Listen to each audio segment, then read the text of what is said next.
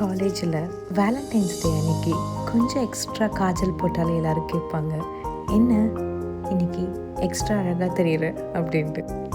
அப்போல்லாம் பயந்து பயந்து ஓடின நம்ம இப்போ ஆஃபீஸ்லேயே செம்ம ஜாலியாக கொண்டாடுறோங்க.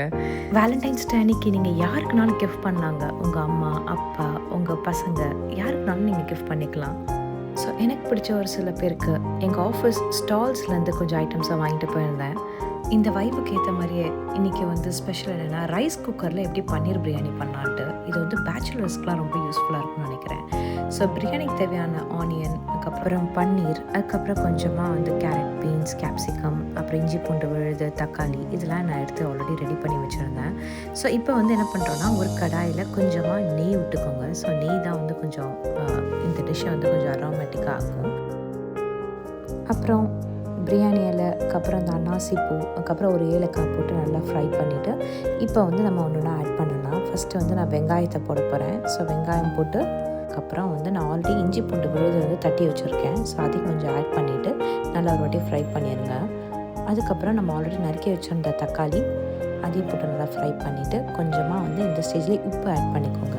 அதுக்கப்புறம் கொஞ்சமாக மஞ்சள் பொடி உங்களுக்கு வேணும்னா நீங்கள் போட்டுக்கலாம். அதுக்கப்புறம் எங்கள் வீட்லேயே அரைச்சா காரப்பொடி இருக்குது. ஸோ அதை 2 ஸ்பூன் ஆட் பண்ணேன். அதுக்கப்புறம் கொரியாண்டர் பவுடர், அதுக்கப்புறம் கொஞ்சமாக கரம் மசாலா போட்டு நல்லா வதக்கிட்டேங்க. ஸோ இந்தளவுக்கு வெங்காயம் தக்காளி வதங்கினதுக்கப்புறம் கொஞ்சமாக கேப்சிகம் போட்டு ஒரு பெரட்டிட்டு இப்போ என்ன பண்ண போகிறீங்கன்னா 2 ஸ்பூன் தயிர் ஆட் பண்ணிக்கோங்க. ஸோ பிரியாணிக்கு தயிர் தான் நல்லா டேஸ்ட் கொடுக்கும். அதுக்கப்புறமா ஆல்ரெடி நறுக்கி வச்சுருக்க பீன்ஸ் அண்ட் கேரட் எல்லாம் சேர்த்து அப்புறம் மூடி வச்சுருங்க. அதுக்கப்புறம் நம்ம ஆல்ரெடி நறுக்கி வச்சுருக்க பன்னீரை க்யூப்ஸாக இருக்கிறத போட்டுட்டு ஒரு ஃப்ரை பண்ணிவிட்டு வச்சுருங்க. அதுக்கப்புறம் நான் ஆல்ரெடி என்ன பண்ணியிருந்தேன், இந்த பாஸ்மதி ரைஸை தனியாக சோக் பண்ணி வச்சுருந்தேன். அதை சோக் பண்ணி ஒரு 30 மினிட்ஸ்க்கு அப்புறம் அதை ட்ரெயின் பண்ணிவிட்டு வடியை விட்டுட்டு அந்த ரைஸையும் இதில் போட்டு ஒரு லேஸாக ஒரு பரட்டிக்கோங்க. ரொம்ப கிண்டாதீங்க, இல்லாட்டி அது உடஞ்சி போயிடும். இப்போ அந்த ரைஸ் குக்கரை எடுத்துகிட்டு அதில் கொஞ்சமாக நெய் ஆட் பண்ணுங்கள். சைட்ஸ்லலாம் நெய் ஆட் பண்ணிவிட்டு இந்த வதக்கின எல்லாத்தையும் இந்த ரைஸ் குக்கரில் அப்படியே போட்டுருங்க. இப்போ 1 டம்ளர் பாஸ்மதி ரைஸுக்கு 2 டம்ளர் தண்ணின்ற கணக்குப்படி நான் தண்ணியெல்லாம் எடுத்து அதுக்கு தகுந்த மாதிரி நான் ஆல்ரெடி அளந்து வச்சு நான் ஊட்டிட்டேன். அவ்வளோதான். இதுக்கப்புறம் நீங்கள் அதை க்ளோஸ் பண்ணிவிட்டு அது குக் மோடில் வச்சுட்டு நீங்கள் போயிடலாம்.